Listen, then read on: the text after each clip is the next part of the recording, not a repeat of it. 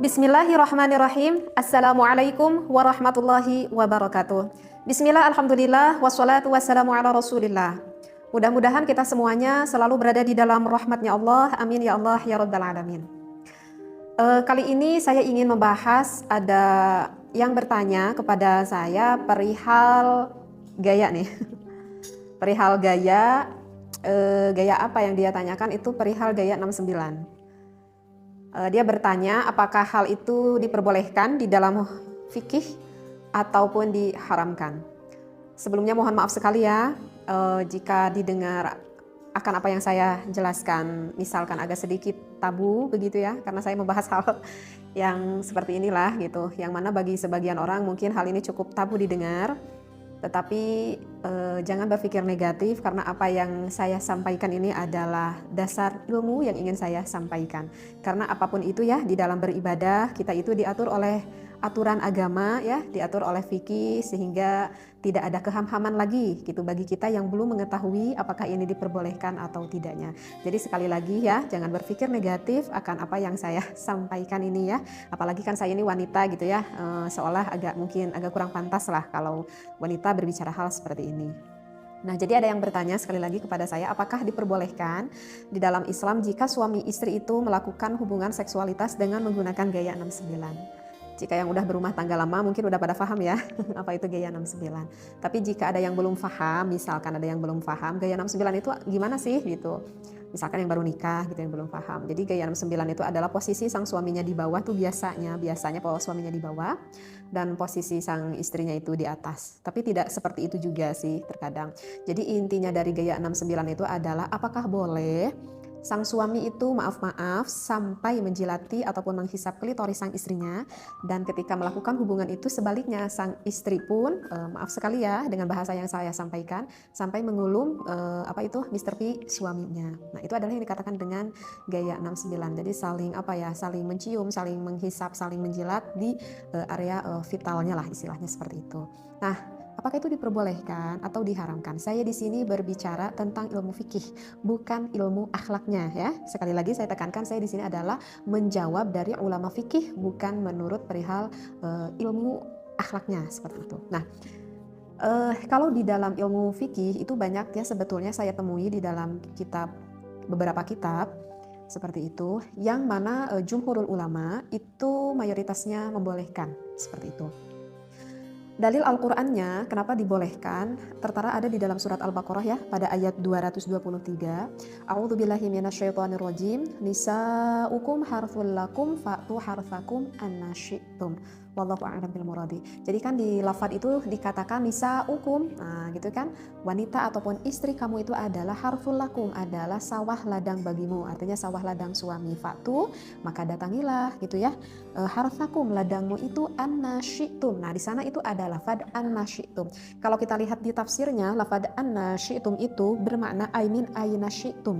Jadi bermakna artinya aimin ayna syi'tum itu kita boleh melakukan di mana saja seperti itu. Artinya ya di tempat yang diinginkan oleh suami dan juga istri. Kemudian wa mata syi'tum, maknanya itu adalah wa mata syi'tum, kapan saja jika suami dan istri menghendaki boleh dilakukan.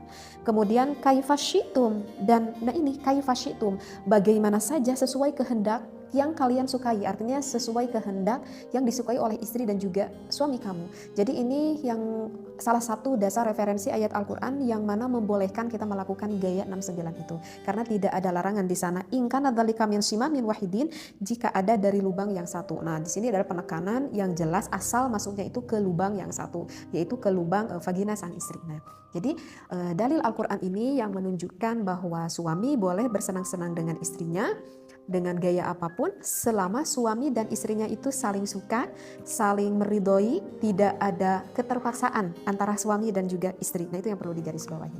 Nah, kemudian saya akan membacakan dari referensi kitabnya ya, barusan dari dalil Al-Qur'an. Sekarang dari referensi kitabnya. Di sini dikatakan wattafaqal fuqaha'u, sepakat nih para ulama ahli fikih ala annal jima'a, atas melakukan jima' yahrumu, diharamkan fi halataini, dari kedua keadaan.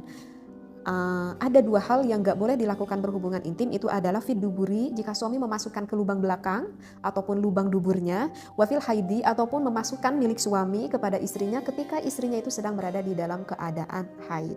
Nah itu juga yang diharamkan ya, udah jumhurul ulama, itu udah sepakat seluruh ulama. Wa amma masiwahuma, wa amma dan adapun sesuatu masiwahuma selain dari keadaan dua tadi, yaitu yang dubur dan juga haid, faqad ikhtalafu fihi, maka sesungguhnya itu berbeda pendapat ulama. Nah, oleh karena itu kan saya katakan ini adalah menurut pandangan ilmu fikih, bukan menurut pandangan ilmu akhlak.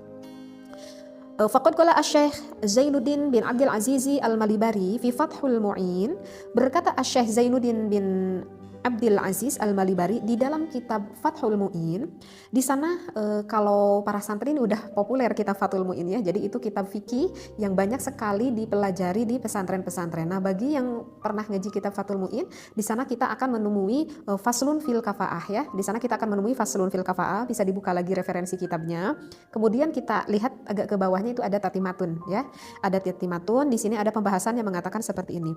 Jadi di dalam tatimatun itu yang membahas fi bayani ba'di adabin nikah ya, di dalam menjelaskan sebagian adab-adaban tentang nikah. Nah, ada yang dikatakan oleh Syekh Zainuddin, referensinya seperti ini. Ya juzu, diperbolehkan li zauji, bagi suami, kullu tamattu'in, boleh sang suami bersenang-senang ya, boleh suami bersenang-senang minha, dari istrinya, bima siwa halqati duburiha, selain ataupun kecuali dengan sesuatu yang berada di lubang duburnya, lubang dubur sang istri, dari lubang belakang. Nah, itu nggak boleh.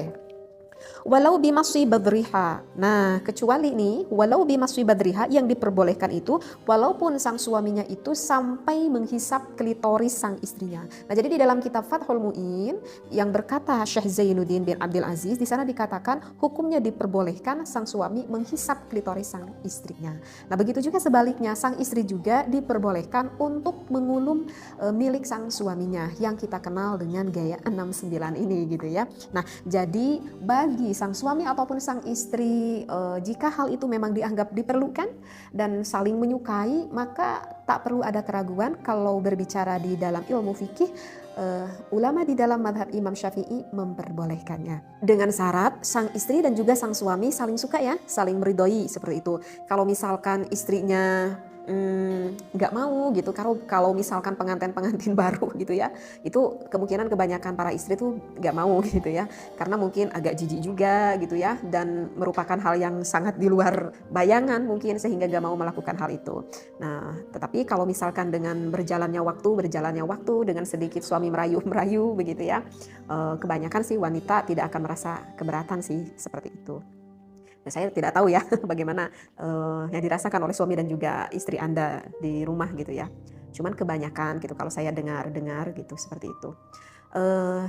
Cuman sih yang perlu diingat ya, di dalam berbagai gaya gitu ya, di dalam berbagai gaya ini sih sebetulnya ya memang tak perlu diajarkan juga ya. Maksudnya tak perlu diajarkan karena dengan instingnya nanti suami istri juga sih akan memahami apa yang dia inginkan sebetulnya. Jadi yang ingin saya titik beratkan di sini itu adalah bukan gayanya itu sih sebetulnya, tetapi hukumnya itu apakah diperbolehkan atau tidaknya. Jadi yang ingin saya sampaikan bukan gayanya tetapi hukumnya. Nah, kalau bertanya hukumnya di dalam fikih ya diperbolehkan. Dan harus diingat ya, wahai para suami dan juga istri, di dalam melakukan berhubungan seksualitas itu merupakan ibadah ya, itu merupakan ibadah bahkan yang besar sekali pahalanya.